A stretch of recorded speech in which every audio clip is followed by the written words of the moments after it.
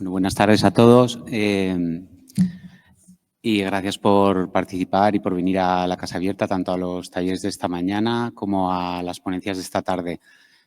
Yo voy a presentaros a Antonio Alcaraz, que es catedrático por la Universidad Politécnica de Valencia, donde lleva ejerciendo su carrera como docente desde el año 88.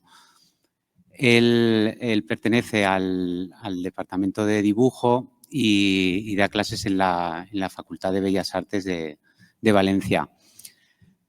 Las asignaturas que Antonio da ahí en la universidad se relacionan pues, con el grabado, con el libro de artista y con la composición y la impresión de tipos móviles.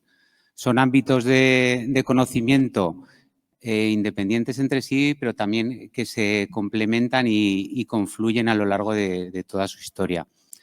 Él también es director de la colección de libros de artista de la Universidad de Valencia, que es una colección que aglutina ejemplares de libro de artista, de bibliofilia, tanto de nivel nacional como internacional.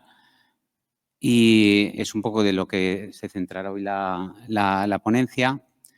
Y luego también cabría destacar su faceta como artista, ya que él ha estado haciendo exposiciones individuales y colectivas desde el año 1984 y su obra está en colecciones tanto nacionales como internacionales.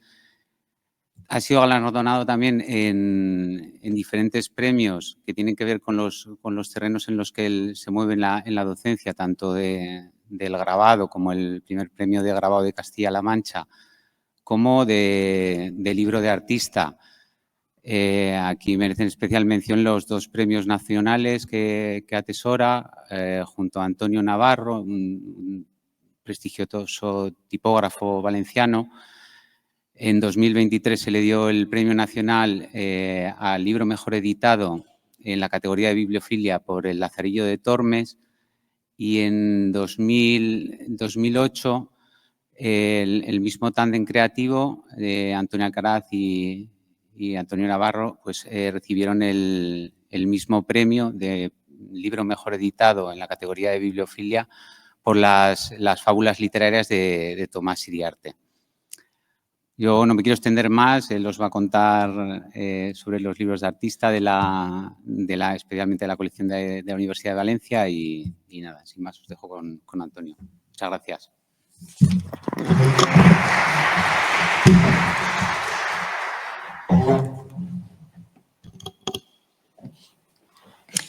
Hola, buenas tardes. Bueno, yo soy profesor, como ha dicho, de la Facultad de Bellas Artes en la Universidad Politécnica de Valencia. Tengo un montón de años de docencia y siempre vinculado al área de gráfica, que depende del departamento de dibujo. Y en esta ocasión y para esta conferencia, la idea era centrarme en una colección que tiene la universidad. La Universidad Politécnica tiene un fondo de arte, es decir, colecciona obra de arte. La parte del fondo de arte suele ser más bien de artistas nacionales, es decir, y mucha obra que puede ser incluso local, más vinculado a comunidad valenciana. Pero tiene otras colecciones extrañas. Estamos en una politécnica, no estamos en una facultad de humanidades, estamos en una politécnica, entonces tiene pues, desde un museo de la informática, donde los informáticos coleccionan pues, aparatos y medios desde el origen, en telecomunicaciones, aparatos de telecomunicaciones, hay un museo del juguete, o sea, todo eso es fondo de arte. Pero la colección que yo tengo oportunidad de dirigir es una colección como muy especial y vinculada a biblioteca. Está dentro de la Facultad de Bellas Artes, pero es de la propia universidad. Y es una colección de libros de artista. Entonces, la idea aquí es hablar un poco de la colección y que conozcan algo un poco, porque estamos ya en torno a 1.900 ejemplares.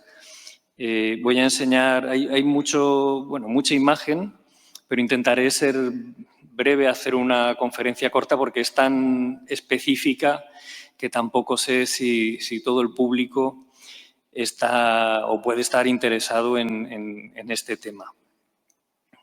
Los talleres de hoy, por ejemplo, han sido como muy multidisciplinares, había talleres muy diferenciados, ¿no? Y esto pues es un tema más muy diferente a todo lo que, bueno, más vinculado a la gráfica, pero muy diferente a lo que se ha podido ver hoy durante la mañana en los talleres, ¿no? No me he resistido, iba a empezar en el origen de la colección.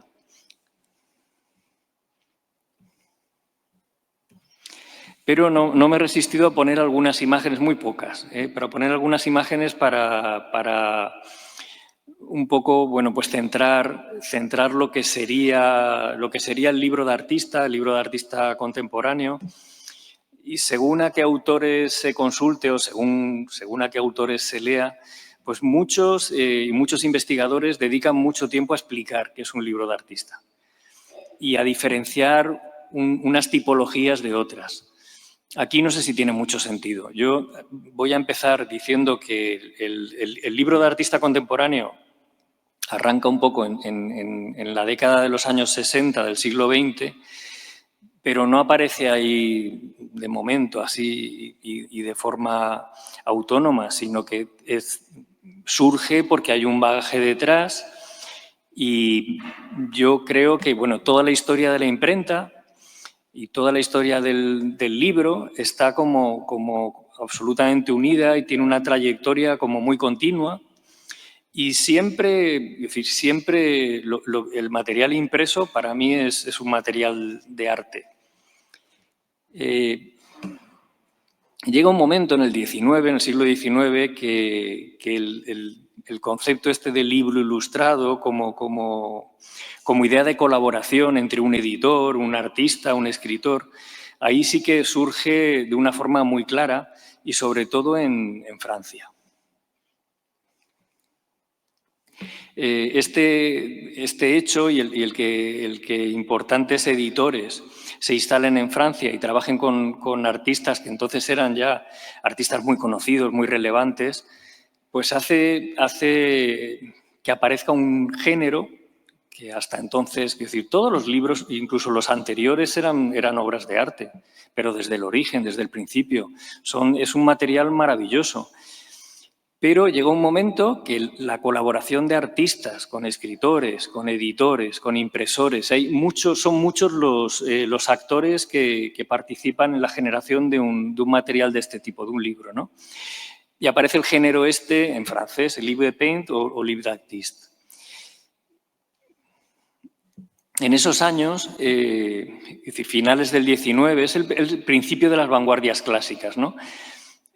Aparecen, yo he puesto 3, seguro que hay más. Estos son tan conocidos que seguro que muchos de los que estéis aquí podéis conocerlos. Vollard, por ejemplo, que trabajó mucho con Picasso, es con el que hizo la suite Vollard, tan conocida, ¿no? Esquira era editor no solamente de libros de artistas, sino que es una editorial que hasta nuestros días se mantiene como editorial de arte en el mundo de la cultura. O sea, muchos tenemos libros de Esquira. Y Kahnweiler pues era otro editor que hizo cosas importantísimas en el mundo del arte y que trabajó. Muchos de ellos, estos 3, trabajaron porque estaban en un periodo muy concreto y los 3 en París y trabajaron con artistas bastante similares, es decir, casi con los mismos, ¿no? Bueno, Vollard defendía esa unión que hay, esa colaboración que hay dentro del libro que hablaba antes.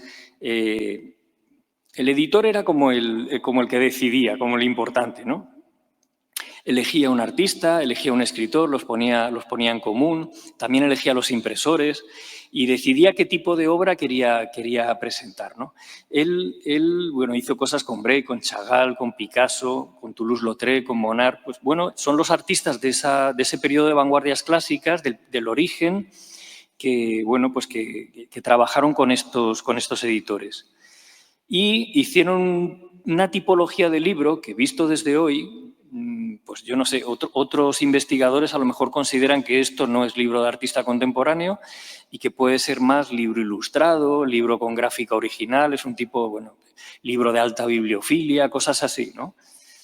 Una de las obras más importantes que hizo Vollard fue este libro con Picasso, en el cual, bueno, pues hay aguafuertes, hay grabado en madera, y el libro pues es un libro muy, muy clásico, de pequeño formato. El texto está hecho con tipos móviles de plomo. Hasta entonces, bueno, pues todo era un poco así. Trabajaban el texto con tipografía y luego añadían obra gráfica original. Y esta es la portada del libro. Y es del año 31. Esto es cosas del interior. Yo creo que los grabados deben ser fotograbados. O sea, esta es grabado en relieve, se imprime con el texto, pero son fotograbados. Pero claro, lo interesante del libro es los aguafuertes de Picasso, que están son muy similares a lo que hizo con el mismo editor, a la suite Volar, ¿no? Los estudios estos del artista y la modelo. Son aguafuertes de línea, aquí no hay nada de aguatinta. Hizo cosas, bueno, en el libro están estos grabados.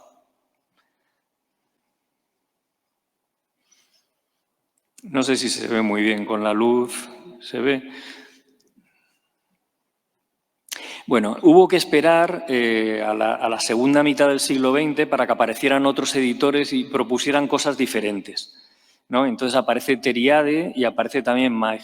Maig, aparte de ser editor, era galerista y la galería sigue estando en París.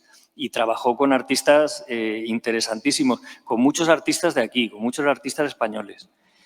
Y bueno, pues hicieron cosas, era un poco herederos de los tres que he dicho anteriormente, pero proponen un tipo de libro un poco más abierto, quiero decir, menos clásico, y bueno, donde hacen otro tipo de propuestas. Por ejemplo, es importante en Teriade, trabajó mucho con Murlot. Murlot era un estampador, era un litógrafo. Luego veréis una imagen del taller, que es alucinante, porque se trabajaba en piedra todavía. Y ahora luego veréis la imagen.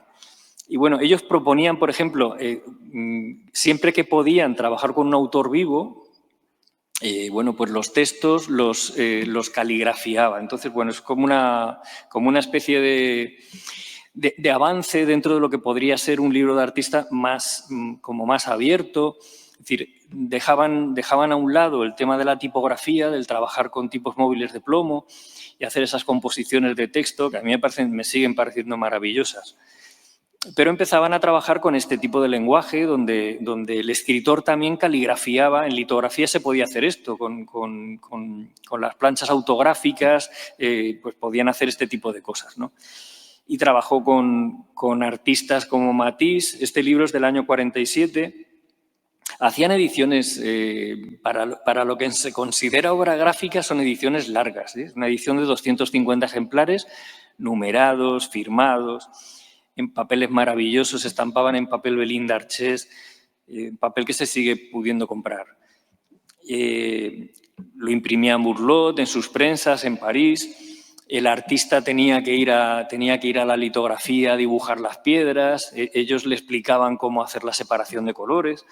Y hacían este tipo de libros estos eran grandes, los de Teriade eran libros grandes, de formato, quiero decir. Y contenían estas estampas. Esto es una maravilla. Esto es una maravilla que pueden tener museos. Desde luego, mi universidad no se puede permitir comprar cosas de este tipo. Por eso decidimos empezar la colección en los 60, en los años 60 a la actualidad. Estos son trabajos de Matisse que van dentro del libro. Y ahí está Matisse con Teriade, con el editor. El mismo editor hizo este libro, que también, bueno, solo de este libro se han escrito tesis doctorales. Es decir, para que entiendan también la relevancia que puede tener este tipo de material. Lo mismo, es el mismo editor, trabaja con el mismo estampador o con la misma imprenta, con Murlot, y los textos son de Pierre Reverdy, y Pierre Reverdy los caligrafía, están escritos en las piedras. Lo que pasa es que con papel autográfico, que les daba la vuelta para luego, al hacer la impresión, que salgan legibles. Y 124 litografías de Picasso. Este es el libro por dentro. Esto ya se acerca bastante más en cuanto a concepto, en cuanto a lenguaje, a lo que consideramos hoy como libro de artista. ¿Por qué? Pues porque hay un editor detrás, pero desde luego los dos, el escritor y el artista, han hecho lo que han considerado. Se han trabajado con mucha más libertad que lo que se hacía anteriormente, es decir, en la primera parte del siglo XX. Ahí está Picasso con Teriade. No me he resistido a poner algún ejemplo más del mismo editor. Esto es un trabajo, un libro maravilloso, también hecho en litografía, de Leyer, también con el mismo editor. Aquí, bueno, pues es un libro gráfico. Aquí empieza la parte más original del libro de artista, que cuando el artista plástico decide prescindir del texto. No necesito texto. O sea, es un libro gráfico donde solo hay imagen, ¿no? Eso era inconcebible porque los libros estaban hechos para enseñar los textos y la imagen lo que hacía era ilustrarlos. Entonces, cuando te cargas la parte textual, es como un cambio absolutamente brutal, ¿no? Los textos son de él. Esto es de Le Corbusier, del año 55. Hay 21 litografías en color y 70 litografías en blanco y negro. Lo mismo. El texto es del mismo, del artista, arquitecto, son textos de él. Es decir, todo el libro ya es de una sola persona. Hemos prescindido de utilizar un escritor para ilustrarlo, no. El mismo artista es el que genera su propio texto y la imagen. Y esto es la imagen que decía, la fotografía de los talleres Murlot en París.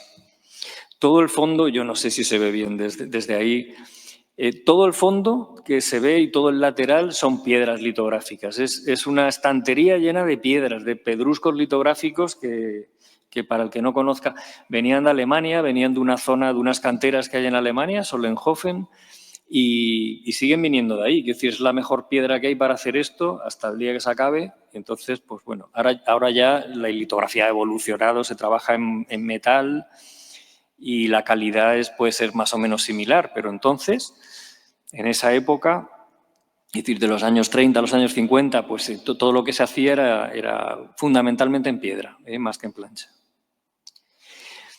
Y esto era como una introducción porque lo que me interesaba enseñar era más la parte contemporánea, los libros a partir de los 60. Es decir, cuando yo en la universidad propongo en rectorado hacer una colección de libros de artista, no era una cosa gratuita. En todos los talleres de grabado de todo el mundo, cuando se edita, siempre el taller de grabado colecciona, se queda algo de la obra. Yo no sé si el BAT, el bon à tirer, el que pinchas ahí en un corcho para que luego el impresor pueda hacer toda la edición igual, ¿no? que el artista ha dicho, esta es la buena, ¿no? O pruebas fuera de comercio, lo que se enumera como HC, Commerce. Siempre los talleres se han ido quedando algo de lo que van imprimiendo. Todos los talleres tienen un fondo editorial de lo que han ido haciendo, ¿no? Bueno, pues yo cuando llego a la universidad, claro, la universidad es universidad pues desde finales de los 70, principios de los 80, antes Bellas Artes era la Escuela Superior de Bellas Artes. Pero desde los años 30 estaban coleccionando esos grabados de todos los alumnos que iban pasando por la escuela. Y se iban quedando un fondo de grabados, que lo tenemos. Tenemos un archivo maravilloso de miles y miles de estampas. Pero es algo muy local, es de los alumnos que han ido pasando por allí. Claro, los alumnos que han ido pasando por allí resulta que hoy día pues, son Equipo Crónica, Andreu Alfaro, son gente genovés. Es gente, bueno, pues que ha estudiado allí y que bueno, pues que han pasado por allí Juan Uslé, Victoria Civera, es decir, por hacer algo más. De todos ellos se fueron quedando pues algo de material. Cuando nosotros, a finales de los 80, empezamos a hacer libros, pensamos que también podíamos empezar a quedarnos, no con todo, pero con algo de los mejores trabajos que se estaban produciendo allí. Y empezamos a coleccionar también no solamente estampas, no solamente grabados, no solamente serigrafías, litografías, sino que empezamos a coleccionar libros. Cuando empezamos a coleccionar libros nos damos cuenta que pasan 10 años, 15 años, 20 años y tenemos una colección, bueno, pues ciertamente relevante, pero local, de la gente que ha pasado por allí. Nos propone la Biblioteca Valenciana. Sabéis que hay cada comunidad, está la Biblioteca Nacional, que está en Madrid, y luego cada comunidad autónoma tiene su Biblioteca Nacional de la comunidad, ¿no? Entonces, bueno, pues en Valencia está la Biblioteca Valenciana, que está en un monasterio maravilloso, San Miguel de los Reyes, y nos propone hacer una exposición de esa colección que teníamos, ¿no? Y en ese momento fue cuando el rectorado se le abren los ojos y dicen, bueno, esto puede estar muy bien, pero estaría bien también como acompañarlo con obra internacional de artistas muy reconocidos, porque comprar libros, incluso en este momento, comprar libros es algo que se puede hacer, desde luego desde una institución pública como una universidad que no es un museo. Nosotros podemos comprar libros, no podemos comprar obra de arte. En pintura, en escultura, que también, ¿no? Pero no de los artistas. O sea, nosotros podemos comprar un libro de Warhol, pero jamás podemos comprar un lienzo de Warhol, para que se entienda. Y entonces nos dejan hacer pues este intento de colección que a la vuelta de unos años pues se ha convertido en una colección ciertamente relevante. Desde luego, dentro de las universidades públicas, quizás sea la más potente que hay en España. Y fuera de la universidad, pues posiblemente también. Es decir, bueno, lo que tiene el Reina Sofía o lo que tiene un museo como el IBAM, el Instituto Valenciano de Arte Moderno en Valencia, que tiene cosas del periodo de vanguardias clásicas, de construccionistas rusos, de futuristas. Nosotros ahí no entramos.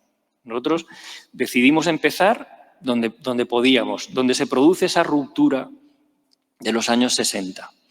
Donde cambia el concepto de libro de artista y aparece un libro de artista más contemporáneo y con una lectura diferente, ¿no? Bueno, aquí es donde empezaría la conferencia. Lo otro era como contextualizar, para entender cómo llegamos aquí, ¿no?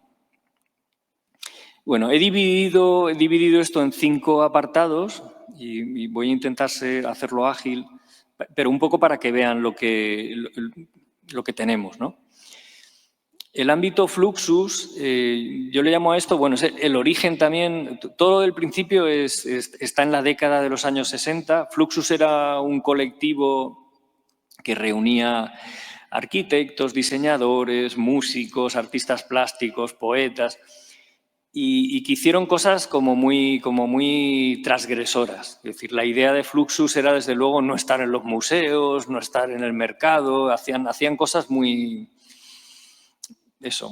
rompedoras, hacían incluso cosas que podían inventar performance, hacían encuentros y eso se grababa, o sea, se hacía una memoria que al final acababa siendo un libro, hacían objetos que mandaban por correo, los Flubox, que mandaban en cajitas. Todo esto tiene, es decir, ahora mismo, y visto desde ahora, tienes muchísimo interés. Y viene un poco de la etapa de Duchamp, el trabajar con este material.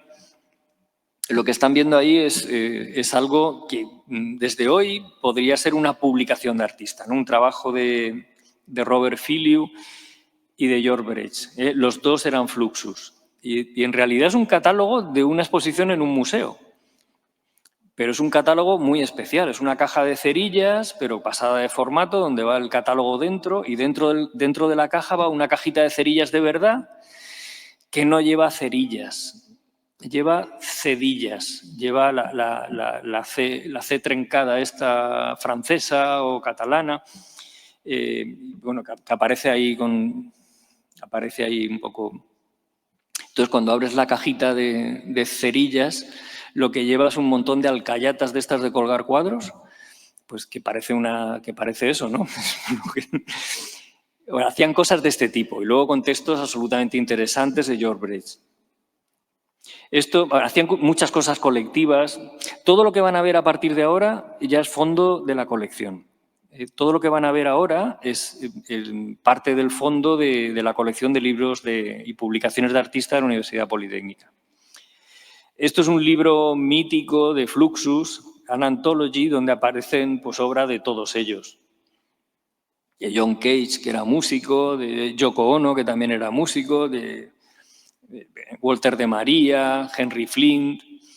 Hacían bueno, pues este tipo de cosas. Muy divertidas y que ellos lo hicieron sin muchas pretensiones y han acabado en todos los museos de todo el mundo. Quiero decir, han conseguido justamente lo contrario de lo que querían. Ahora mismo están en todos los museos a nivel internacional de todo el mundo. Hicieron, incluso Henry Flint diseñó sellos de correos. No sé si lo han visto por ahí, lo de Fluxus, que es una cara con la lengua afuera. Y estos sellos de correos tenían una máquina expendedora donde echabas dinero, te salía una tira de sellos y bueno, el chiste era enviar cartas con estos sellos que llegaran con matasellos, ¿no? Y lo conseguían, ¿no? Y todo esto está también documentado y yo lo he visto en muchas vitrinas de muchos museos. Bueno, pues este es el tipo de obra que hacían. Son libros muy gráficos, muy tipográficos. Esta es una edición, el primero se hizo en el año 63 y es una reedición del año 70. Esto empieza a ser una cosa también bastante diferente a lo que se hacía antes. Es decir, cuando hacían, por ejemplo, los libros estos que hemos visto de Picasso, si estaban hechos con litografía y la edición era de 90 ejemplares, luego las piedras se granean, se borran. Entonces no se puede hacer una reedición del libro. Los libros estaban como si lo llevaras a un notario. El libro tiene una edición, se firma, se numera y ese es el libro. No se puede reeditar. Estos libros de artista o libros ilustrados de ese periodo no se pueden reeditar. Ellos, a partir de entonces, como trabajaban con medios industriales, pues hacían una edición. ¿Que se vendía todo o se repartía todo? Pues en 4 años, en 3 años, en 2 años se vuelve a editar sin problema. Sin problema. Y se pone segunda edición. ¿Que se lo colocan todo? Pues tercera edición, no hay problema. Esto es una cosa que cambia mucho el concepto de lo que se hacía anteriormente. Este nuestro es del 70 y el primero fue del 63, es la segunda edición. Dieter Roth es un artista alemán, a nivel de Europa yo creo que es de los más importantes, de los más relevantes también en cuanto a la generación de libros de artista. Él antes de los 60 ya hacía libros. Tiene los Kinderbuch, que son libros para niños, que eran libros como objetuales, que se podían desmontar, montar. Ha hecho muchas cosas. Toda la obra de Dieter Roth está muy vinculada al tema editorial. Y esto es un libro que hizo para la Fundación Copley. Y bueno, pues es material de estudio, material de taller. Es una colección, es una serie de libros. Nosotros tenemos el volumen 12, con lo cual quiere decir que hay muchos más volúmenes. Y son cajas que contienen material de estudio, material que, bueno, pues todo lo que se pueda plegar y entre en la caja y que Dieter Roth tuviera en ese momento en el estudio era bueno para meterlo en el libro. Y hay cartas que escribe a otros compañeros artistas, cartas que le escriben museos a él, hay pruebas de color de imprenta y de todo, y en multitud de materiales. Si cruzamos al otro lado del mundo, que si estábamos en Europa, si nos vamos a Estados Unidos, pues Edward Ruscha es el que consideran, o sea, muchos investigadores lo consideran como el padre del libro de artista contemporáneo. Su primer libro es del 63. Es este. El de las 26 Gasoline Station. En realidad era un artista pop, él era pintor, pero empieza a hacer una tipología de libro, hace como una especie de diseño de colección, son libros pequeños que todos llevan la tipografía, está en la portada, y elimina la parte textual en el interior.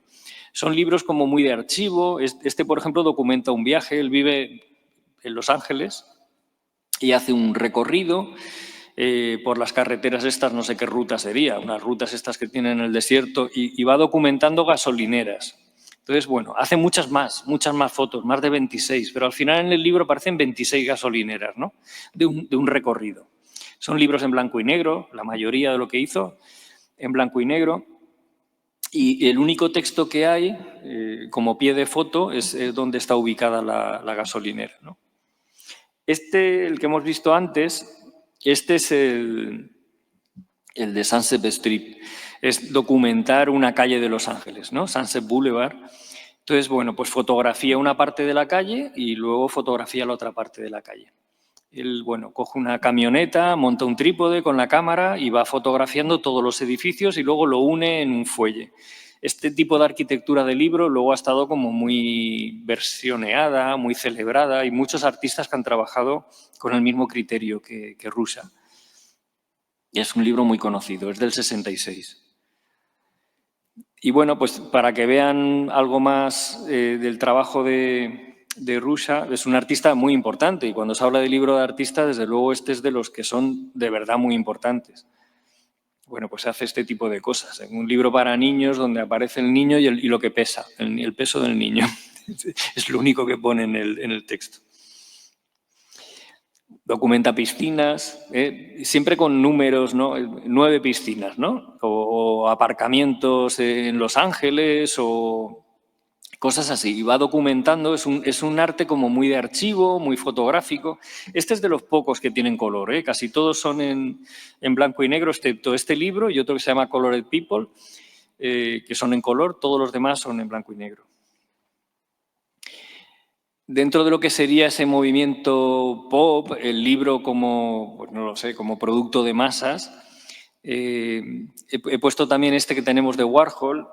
En ese momento teníamos solo uno, ahora ya en la universidad tenemos dos libros de Andy Warhol, los dos maravillosos y los dos de ese periodo importantísimo de Warhol, que es cuando estaba en la factoría.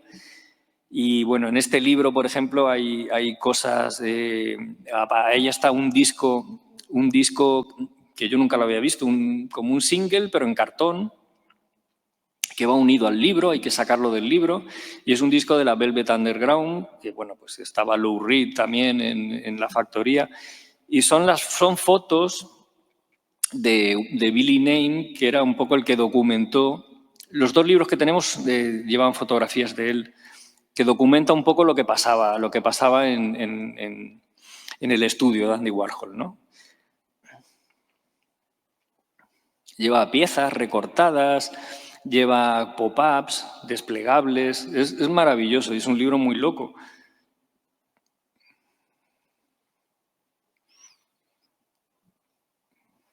Todo lo que ven ahí son piezas tridimensionales, es decir, que se pueden o sacar del libro, son pop-ups que se abren y se montan.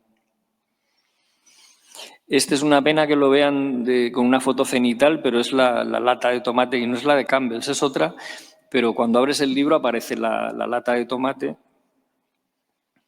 Ahí están viendo la tapa nada más.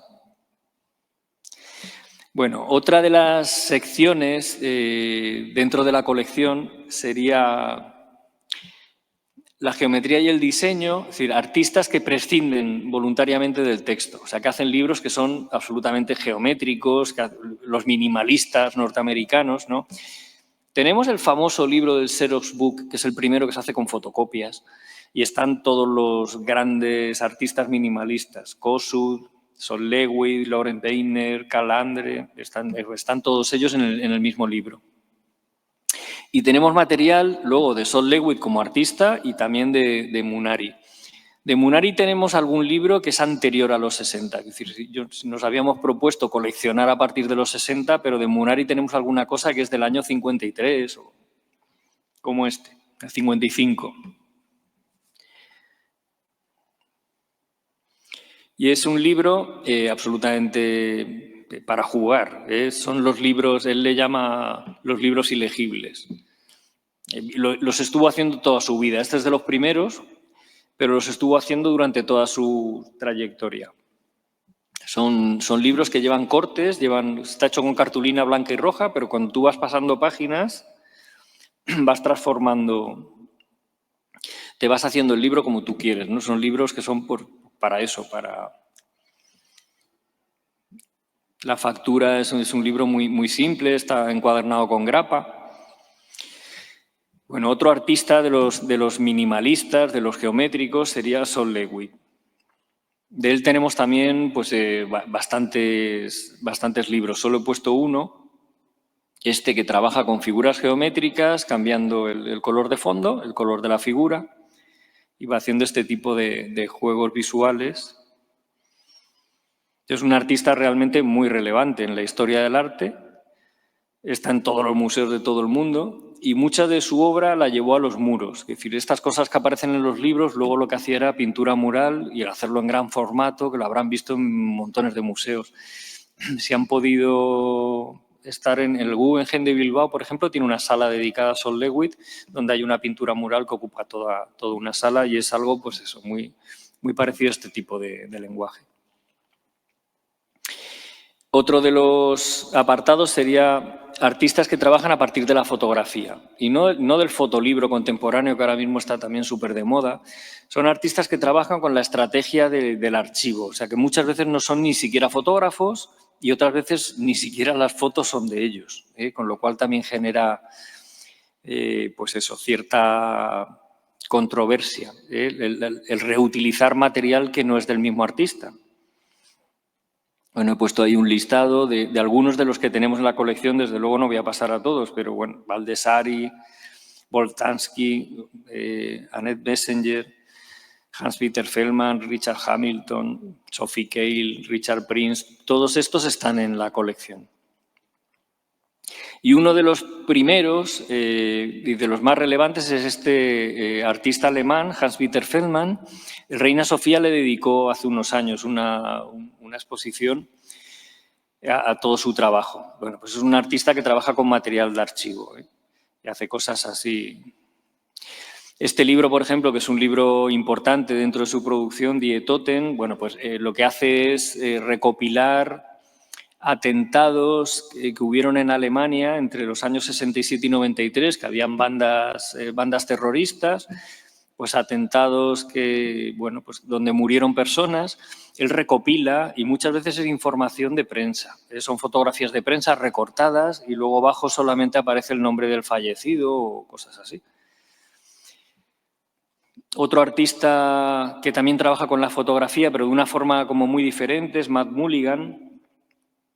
Este también es de California, es un artista norteamericano y trabaja, bueno, recopilando material de prensa, pero ya con una idea más de collage. Igual hace páginas que son todo modelos y en otra página son todo juguetes de niños y en otras son plantas y en otras, es decir, trabaja con un criterio muy diferente a Hans-Peter Feldman. Peter Piller, que también trabaja con material de archivo. Bueno, pues es un artista que en realidad lo que hace es comprar periódicos. Todas las mañanas baja al kiosco, compra periódicos y luego sube al estudio y lo que hace es recortar imágenes y las va archivando. Es como un documentalista.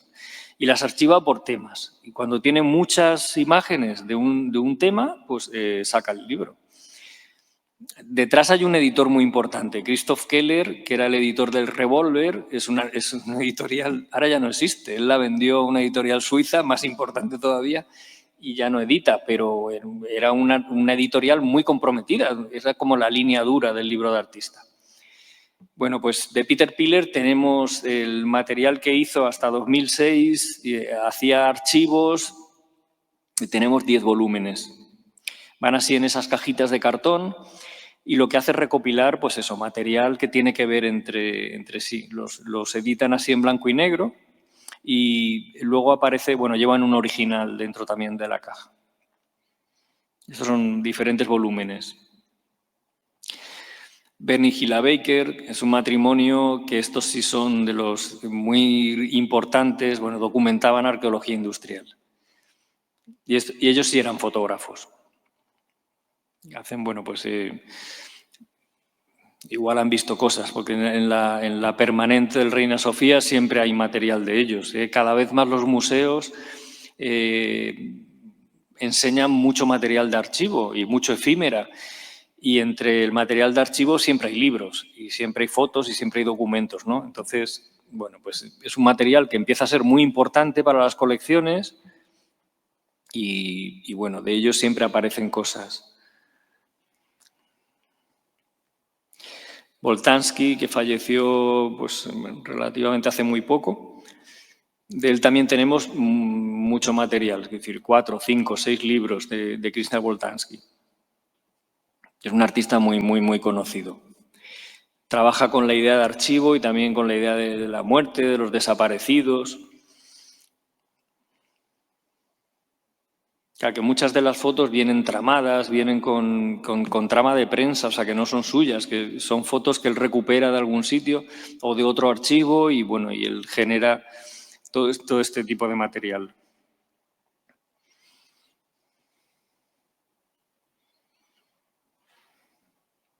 Y el último apartado sería lo contrario, artistas que trabajan a partir de lo textual, artistas que trabajan con el texto. Y también con un criterio, pues eso, muy moderno, muy contemporáneo y desde luego de libro de artista. Entonces yo ahí he hecho como dos diferenciaciones. Por un lado, los que trabajan a partir del texto, pero de una forma plástica, como podría ser Lawrence Weiner. Lawrence Weiner, vamos a ver algún libro de él. Aquí he puesto cosas de artistas nacionales como Muntadas, Aballí o Isidoro Balcácer Medina. Son artistas más conceptuales, pero que sí trabajan a partir de lo textual. Y por otro lado, lo que es la experimentación poética, lo que sería la poesía concreta, la poesía visual, que no tiene nada que ver con lo otro, pero también se realiza a partir del texto. Bueno, esto es de Balcácer Medina, es un trabajo pues, del año 2000, donde selecciona, bueno, es como una especie de enciclopedia donde él coge cada año, desde el año 1 hasta el año 2000, va seleccionando, bueno, pues acontecimientos que para él piensa que son relevantes, ¿no? Entonces, una especie de enciclopedia de 2 volúmenes. Este es el interior, 1610, 1611. Y te cuenta qué ha pasado en ese momento y por qué es relevante, ¿no? El libro es así, es todo texto. Balcácer Medina es muy conocido y seguro que es un artista también muy vinculado al performance, a las acciones, y es muy conceptual. Lawrence Weiner, de él seguro que han podido ver material, bueno, es un artista que trabaja únicamente con el texto, o sea, lo que hace es dibujar frases en todos los museos. En el MoMA, por ejemplo, hay una sala para Weiner donde él lo que hace es dibujar en la pared, o sea, mete como un texto con plantillas, ¿no? Y este libro, pues, es un poco en esa onda. El trabajar frases, textos y trabajar, pues eso, con plantillas impresas. Y, por último, la otra parte, que sería el contexto más poético, la experimentación poética. Tenemos cosas que vienen de Latinoamérica, como Clemente Padín, son poemas visuales de este tipo, donde a partir de lo textual genera cosas visuales, es decir, ya no hay lectura. Ahí trabaja a partir de texto, pero al final lo que genera son imágenes. O Edgardo Antonio Vigo, que hace este libro, no está editado en Latinoamérica, está editado en París, pero hace cosas, bueno, pues de este tipo. Lleva troquelados que dejan ver la página de detrás, cosas así.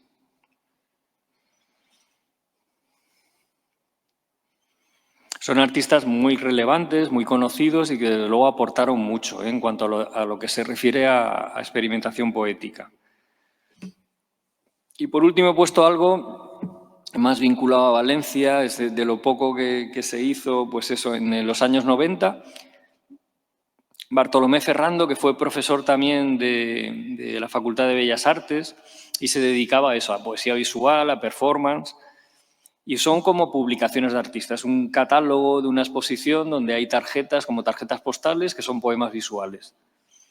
O esto, donde él también estaba implicado, que se llama texto poético. De esto hicieron bastantes números, ahora mismo es algo que es muy buscado porque era algo muy manual, ediciones muy cortas, que son difíciles de encontrar y que trabajaban a partir de lo textual. Son cosas del interior. Son frases, son propuestas, son poemas. Por ejemplo, esto estaba dentro de la revista, ponía página para mirar. O esto. Le ruego que no dé ningún tipo de opinión sobre mí. Todo esto estaba dentro de una revista, acabaron haciendo algo como colectivo, ¿no? Donde participaban pues, diferentes artistas. Y con eso acabo. He puesto aquí la dirección de la página web de la colección, donde pueden consultar el fondo que tenemos y bueno, los artistas. Ahí también metemos mucha información sobre ferias que están vinculadas al libro o actividades vinculadas al libro, publicaciones. Cuando se mueven nuestros libros, en dónde van, a qué museos van, quién los pide, todo esto se puede consultar en la web. Y lo otro es el Instagram de la colección, donde también pues, se generan montones de noticias. Y con esto acabo. Nada más. Muchas gracias.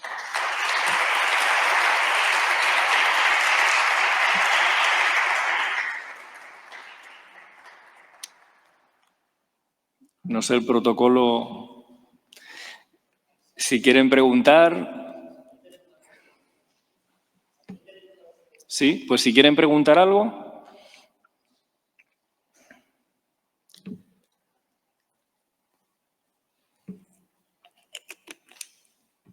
Dime.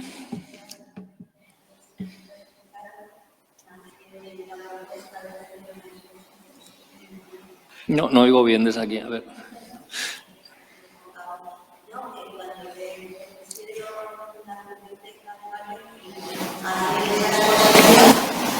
Ya salió toda la idea de compilar un poco de historia del libro de texto y de hacer una. Bueno, algo así.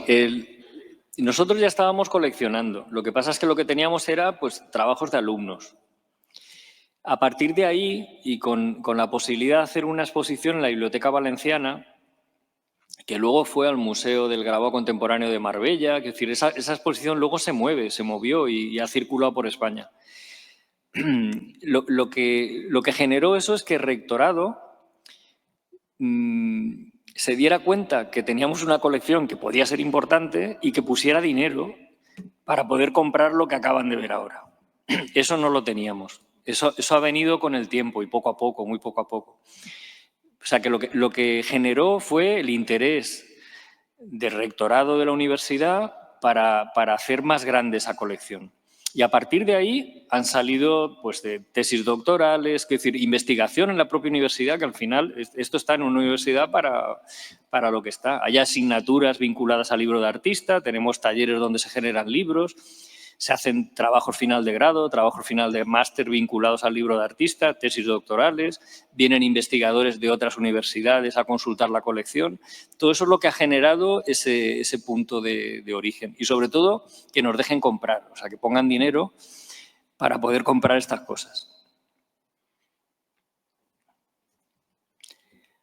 ¿Alguna pregunta más?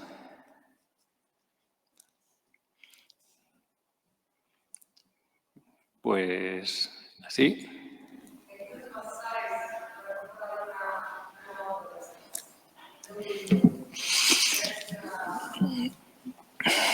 A ver, yo hasta ahora, a mí me gustaría que como todas las colecciones serias hubiera un comité, un patronato, alguien que se hiciera cargo también de opinar. Yo hasta ahora he ido como muy solo. Es decir, he comprado lo que a mí me ha parecido, intentando completar aspectos de la colección. Es decir, si la colección, el origen es en los 60, pues tenemos obra de los artistas más relevantes de los años 60 hasta la actualidad. Y voy completando como huecos, ¿no? Claro, esto va creciendo de una forma exponencial, que a mí me desborda. Por ejemplo, de fotolibro contemporáneo no te puedes imaginar lo que tenemos. Cosas maravillosas. De fotolibro japonés, ¿cómo decido? Pues bueno, yo voy buscando lo que pienso que son cosas importantes que tiene que tener ese tipo de colección y las busco y cuando las encuentro las compro, si me dejan. Con Munari lo tuve que intentar muchas veces porque llamaba rectorado que tengo un Munari en la mano, ¿me dejan comprarlo? No. ¿Qué vale? No lo compres. Hasta que me han dejado comprarlo. Quiero decir que hay cosas, llegamos hasta donde llegamos. Es decir, es una universidad pública, la prioridad no es hacer colección, son otras cosas, y entonces cuando se puede, se compra, y cuando no, pues no se compra. Pero hasta ahora voy muy solo, quiero decir, que me dejan hacer lo que quiero. Sí que a veces han llegado, también entran cosas por donación. Hay muchas cosas que han entrado por donación, que nos han dicho, oye, por ejemplo, de Isidoro Valcárcel Medina entró un libro maravilloso que donó. Porque, bueno, vio que teníamos cosas y que faltaban otras y lo donó. Entran cosas así. De Ignacia Ballí también tenemos libros y de repente él decidió donar. No lo sé. Eso también pasa. Y cuando tienes mucho y cuando empiezas a crecer y cuando empieza a tener visibilidad, pues es más fácil que lleguen cosas así también. Pero bueno, que el criterio es completar esos espacios, esos huecos, e intentar que la colección pues tenga, no sé, que sea lineal, que tenga interés, e ir completando. Y luego siempre también intento tener del mismo autor varios libros, no solamente uno. Si puedo tener 3, 4, mejor que uno. Eso. ¿Sí?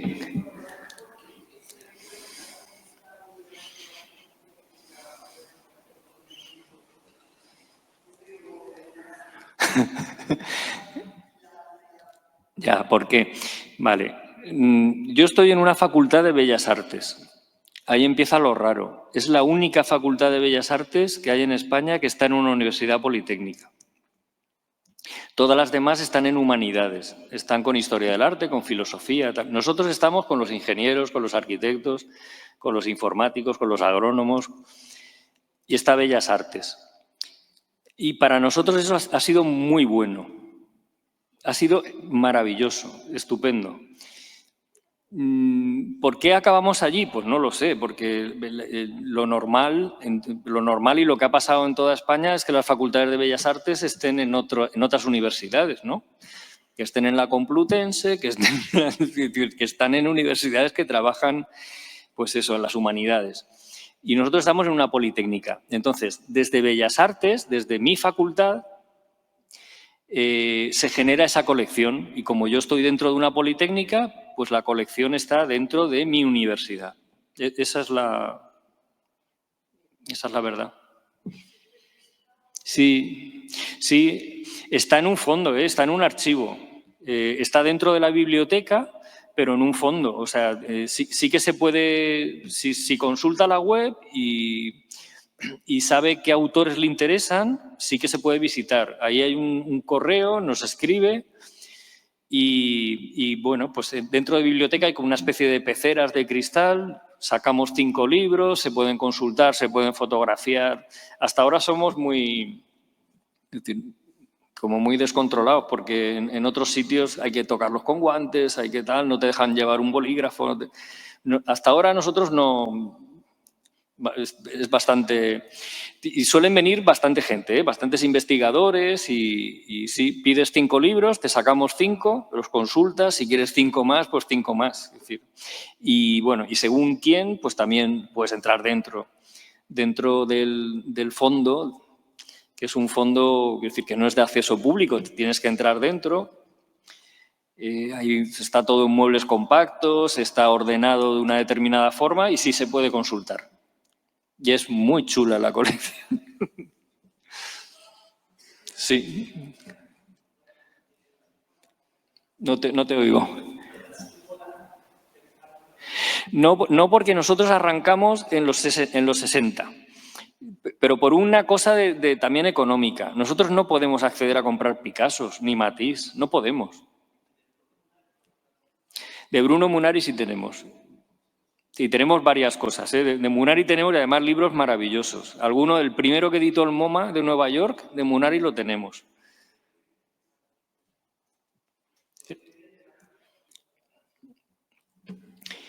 ¿Por qué está Munari en la colección?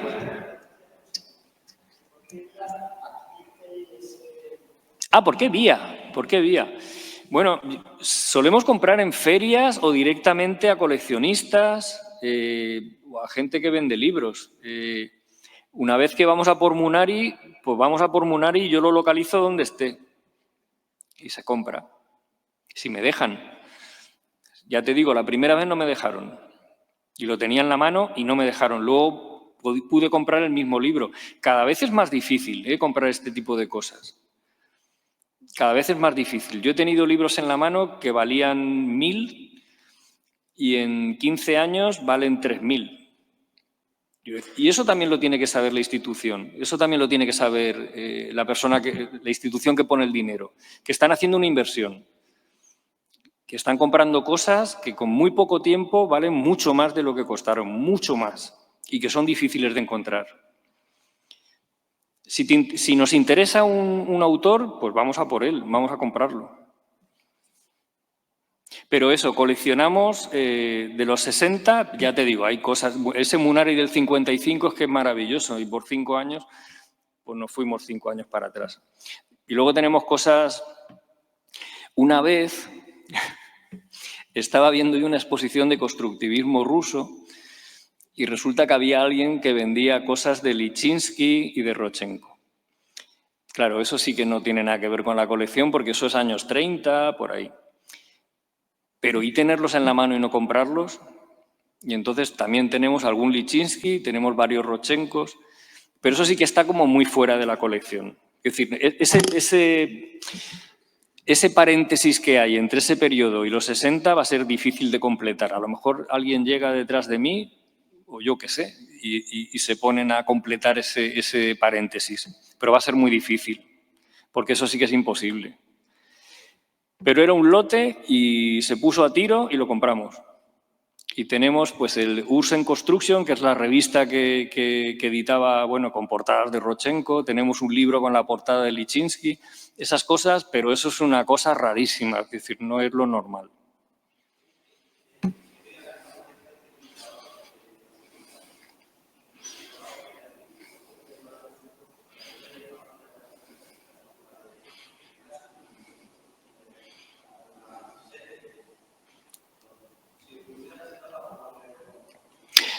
No lo dudes, seguro. Seguro. En Valencia eso lo tiene la Fundación Bancaja, que era un banco, y tiene obra gráfica, tiene todo. Entonces, a ver, en la misma ciudad y estando ellos y teniendo la colección que tienen de Picasso, es absurdo que nosotros no gastemos dinero en eso. Con lo que vale un Picasso podemos comprar muchos libros, muchos libros. Y más contemporáneos, más lo que se está haciendo ahora.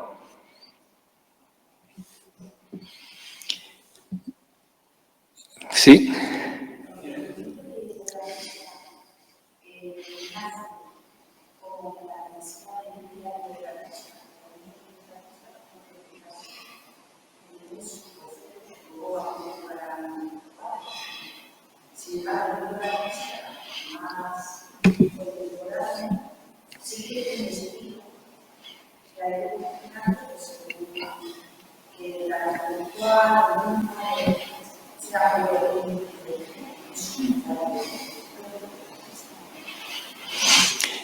¿El origen del libro de artista contemporáneo?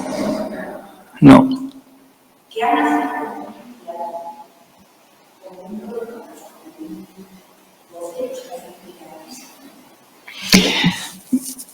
No lo sé. Para mí, no sé si te entiendo bien.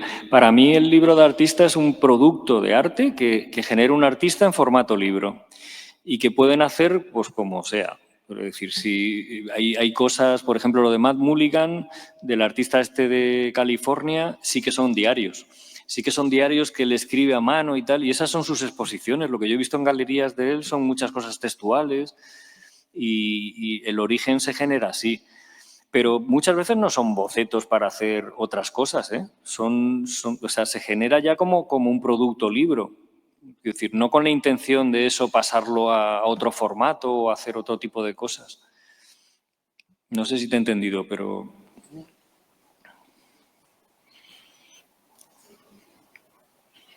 Marcel.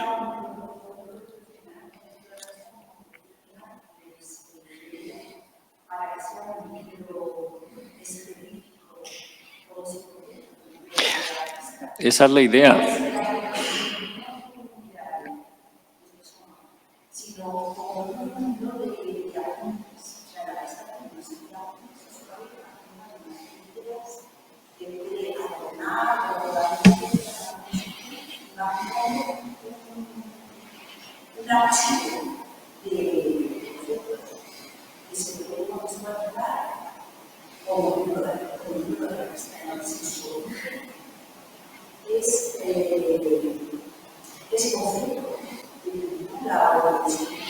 No, yo creo que no.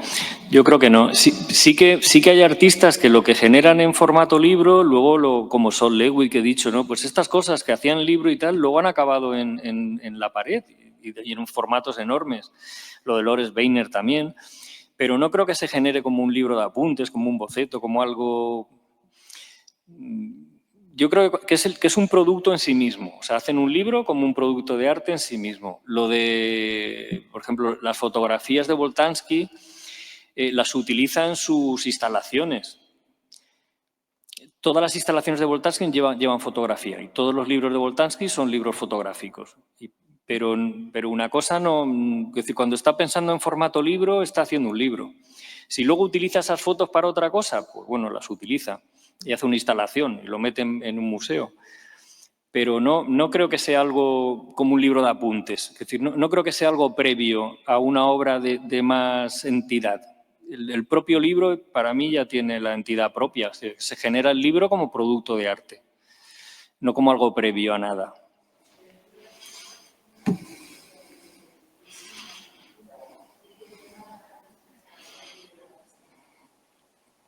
Sí, que sea en formato libro y que todo el producto lo genere el mismo artista. Es decir, que el artista haga un producto que está en formato libro. Esas son un poco las condiciones, no es mucho más.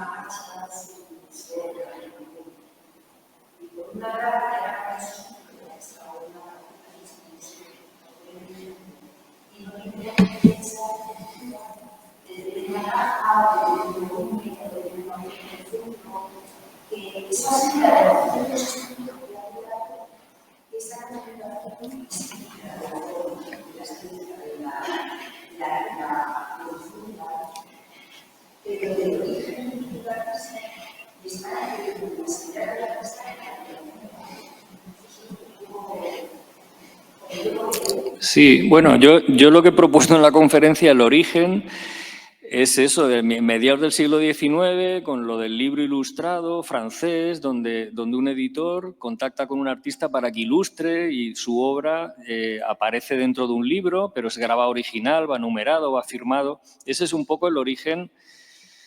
Todo lo anterior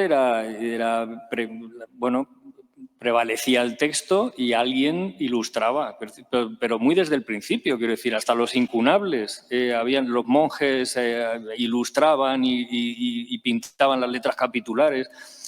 Son maravillosos, pero no son libros de artista, son libros.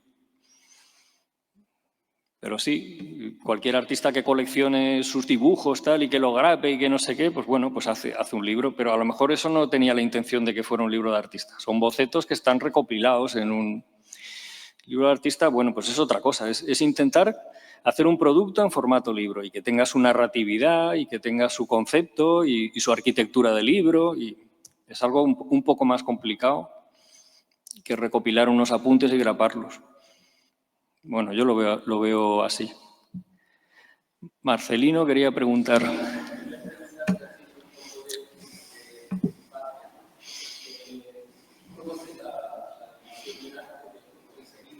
Sí.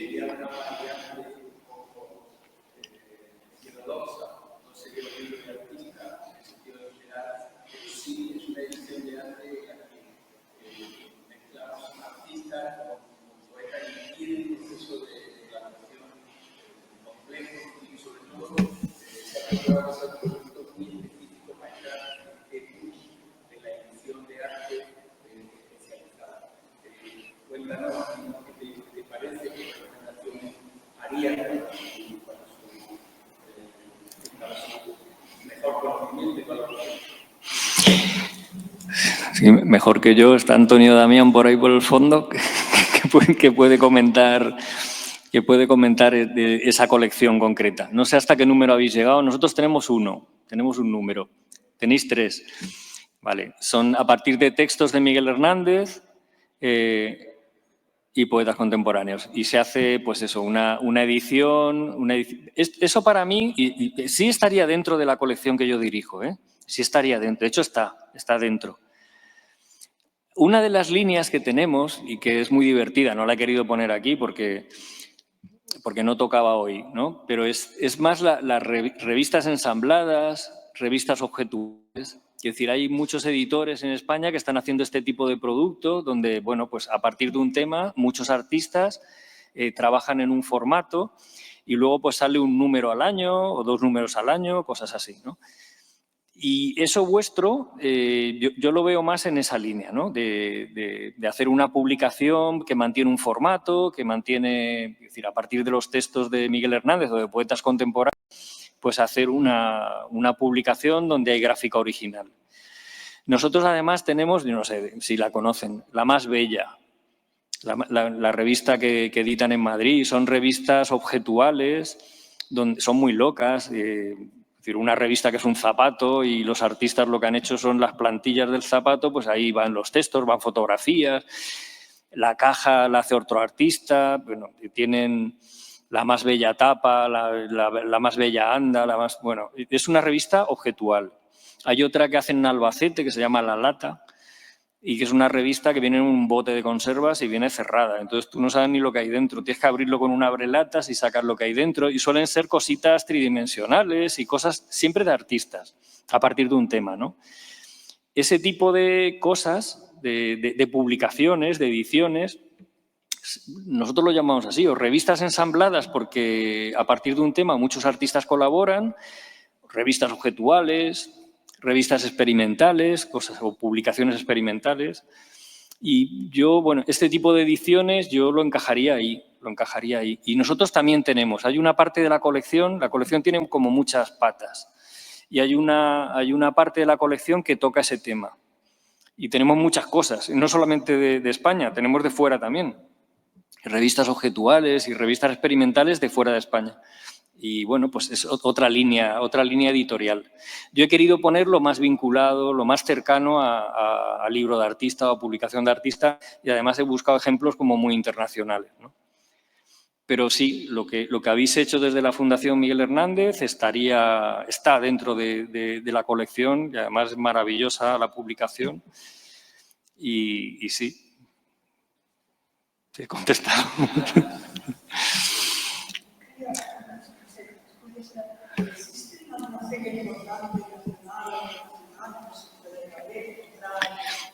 Claro que hay.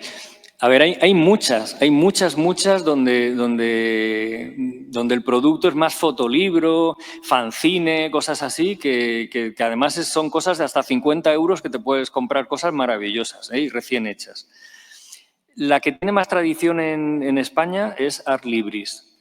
Art Libris se hace en Barcelona, o sea, el origen es Barcelona, pero Art Libris se hace coincidiendo con Arco Madrid. O sea, se hace dentro de Arco, de la Feria de Arco, y se hace en Lisboa. O sea, tiene tres sedes, se hace 3 veces al año. Esa es la más, yo creo que la más relevante, porque otras aparecen, desaparecen, y muchas es de gente mucho más joven y que está más vinculada a autoedición, a fotolibro, cosas así. No sé, yo a Art Libris procuro no perdérmela ningún año. Internacionales hay un montón. Y, no sé, en París Foto, por ejemplo, tienes una sección de libros, de fotolibros bestiales. En Berlín hay, no lo sé, si miras, mira, dentro de la web hay una parte que son noticias y ahí están todas las ferias vinculadas al libro, todas no, hay más, pero muchas de las que vamos nosotros o que aparecen referenciadas ahí. Hay un listado muy grande, tú pon ver todas y te saldrá un listado desde hace mucho tiempo de todas las ferias y hay muchas internacionales. En Italia, de libro infantil, están las mejores ferias del mundo, pero brutales. Si te interesa más la ilustración, pues es que hay muchísimas y dentro de lo que es libro. Pero bueno, en España, de libro de artista, Art Libris. ¿Ya, José Manuel? ¿Que hay otro conferenciante detrás? Dime.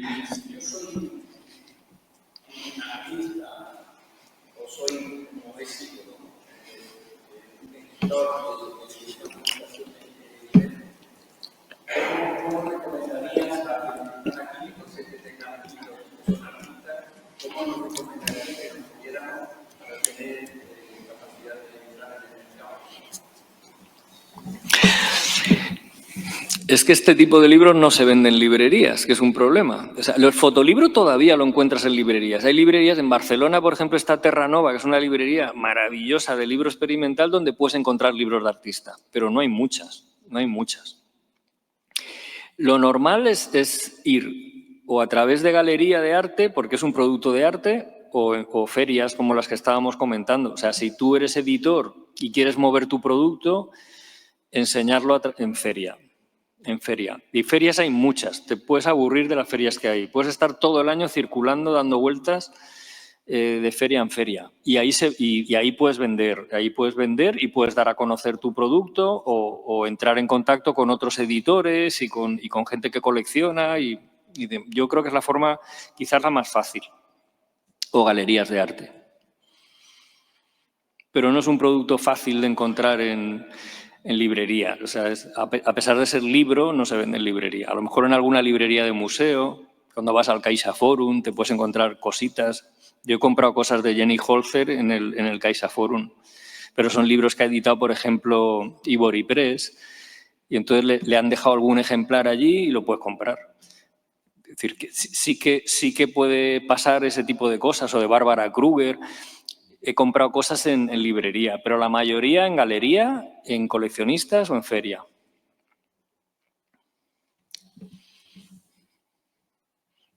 Veo más manos. Grita, que no oigo nada.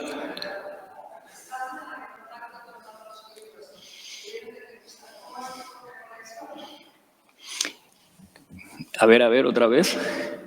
Sí, cuando tienes tanto contacto con los libros, y más en busca de libros, ¿cuántas veces tú mismo sentiste que compro para mí? ¿No es un todo colección? No, sí. Yo empecé comprando para mí. Pero ahora, desde hace mucho tiempo, compro para la universidad. Ya no me compro para mí.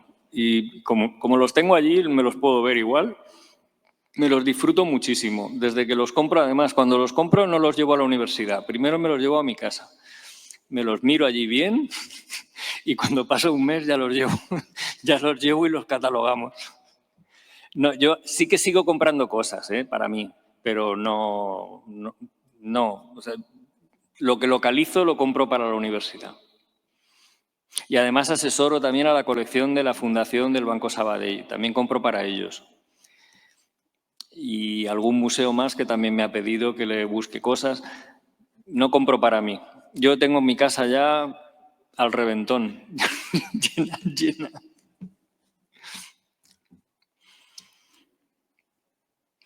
Bueno, pues muchas gracias y espero que les haya interesado.